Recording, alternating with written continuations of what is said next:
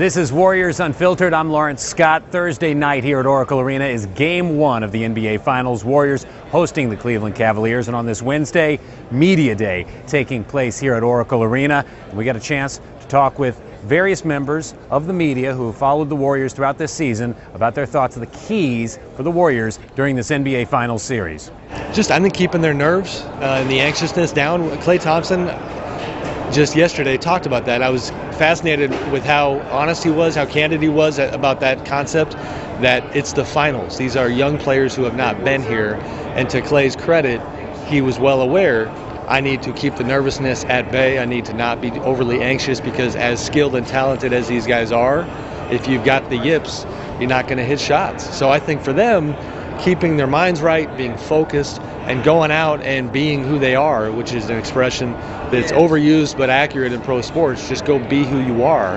If they go out and play like the team that they are, I think they win the title. I think as we look at this series, obviously the two most important names are Stephen Curry and LeBron James, but as the series plays out, I think it's going to be all the ancillary pieces that really decide what happens. And the Warriors all year have spoken about how deep they are, how they've gotten contributions from so many different guys. And to me, I think that's what sets them apart in this series, is that it doesn't just have to be Stephen Curry every night. It can be Klay Thompson, it can be Harrison Barnes.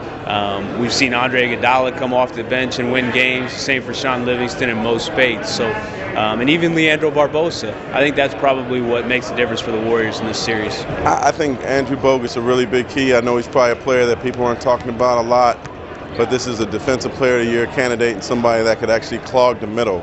You know, LeBron James likes to take the ball to the hole off drives.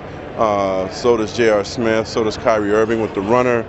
But if Bogut could somehow silence a lot of them drives, or at least make them think about it when they're taking the ball to the hole, I think that could play a big role in making it tough for the Cavaliers offensively, especially if he could limit it to one shot.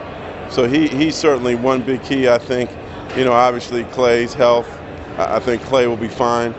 He looked good during Tuesday's practice. I think he's shaking it off. But another big key, I think, is the three-headed defensive monster that they got to put on LeBron. I mean, like, look, you can't stop LeBron, but you can try to slow him down. So perhaps you start with Harrison Barnes. You also got Draymond Green, and then you got Andre Iguodala. You got three really, really long guys. Maybe Klay Thompson if you really are desperate.